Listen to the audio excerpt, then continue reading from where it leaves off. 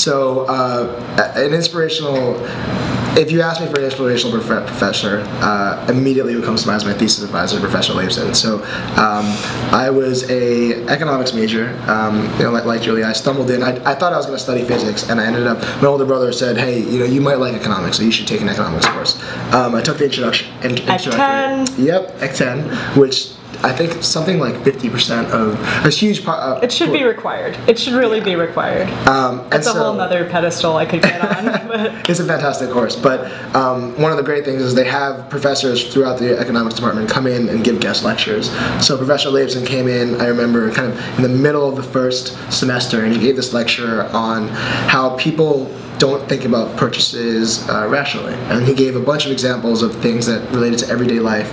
So the example he gave was printers. So you evaluate, when you look at a printer cost, you see the cost of the pure printer, but you don't add up the incremental cost of all the ink and the paper that you have to do over time. And so as a result, companies kind of price differently and lead people to make not necessarily the right choice. And I thought that was super interesting.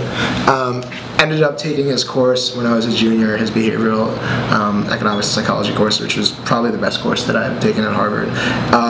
Looked up to him. I thought all his research was incredible. I thought it was incredible he was able to be such a brilliant economist, such a brilliant researcher, but also a brilliant teacher. I remember in class he made the effort of saying, it's a lecture of maybe about 100 folks, and so for the first 3 weeks he said every time someone answered the question, he would remind them to state their name first. And by the end of 3 weeks he had learned the names of every single student in the class, which is not necessarily something that you would get from a large lecture class like that. And ended up loving that class. I had the honor of having him as my thesis advisor. I think I was one of many, many students who applied to have him as an advisor, and I was lucky enough to have him choose me. Yeah, so did you write a thesis? I did not. Okay. Best decision. For me personally, it was the best. Yeah, that's actually probably something interesting to talk about. For me personally, writing a thesis was the best decision, and probably the highlight of my Harvard 4 years. And so for economics majors at Harvard, it's not required. It is required if you want to get a certain level of honors or whatnot. And so my decision, I had gone to a lecture of I don't know if he's still the head of the economics department, Benjamin Frieden, another great professor, and he said, the thing about Harvard students is that everybody here is really brilliant, really accomplished, but has not necessarily applied themselves in a full capacity to really understand the limits, really push themselves to the limits of what they can do.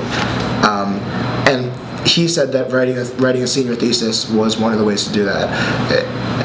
I think people work on a lot of different things, and being in high school and being in college, you have semester classes, and so you have little projects that you work on, but a thesis was kind of a 1.5-year project for me. So starting from second semester junior year to start to think about the idea, doing some preliminary research, reaching out to advisors, figuring out an idea that I was really passionate about and also had potential, convincing an advisor to actually advise you on that, doing the primary research over a course of the next 6 months, and then writing a final paper.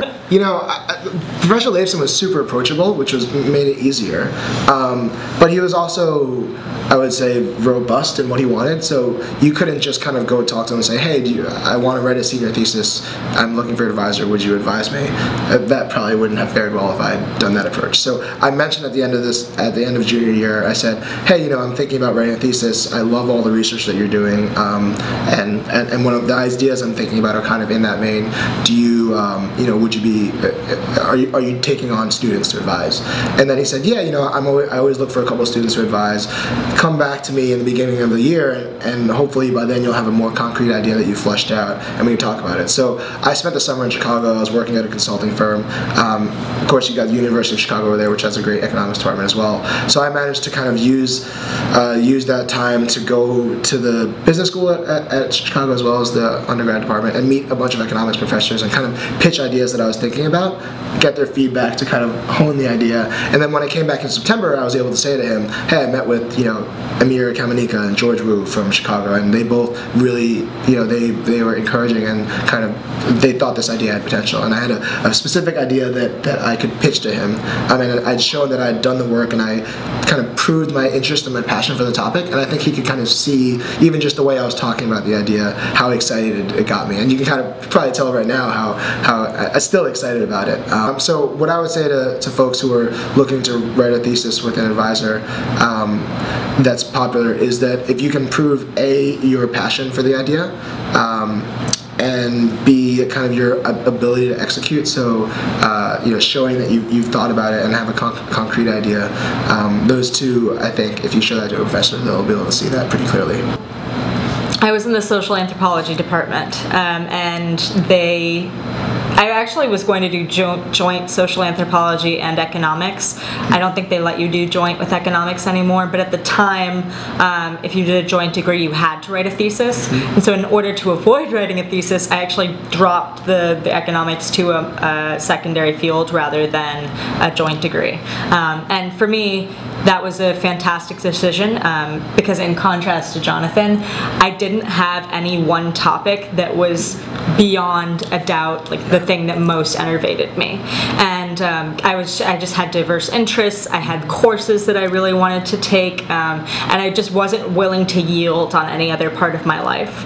And I had thought about writing a thesis. I came up with an idea, and it was something that interested me, but I wasn't willing to give up any other part of my life.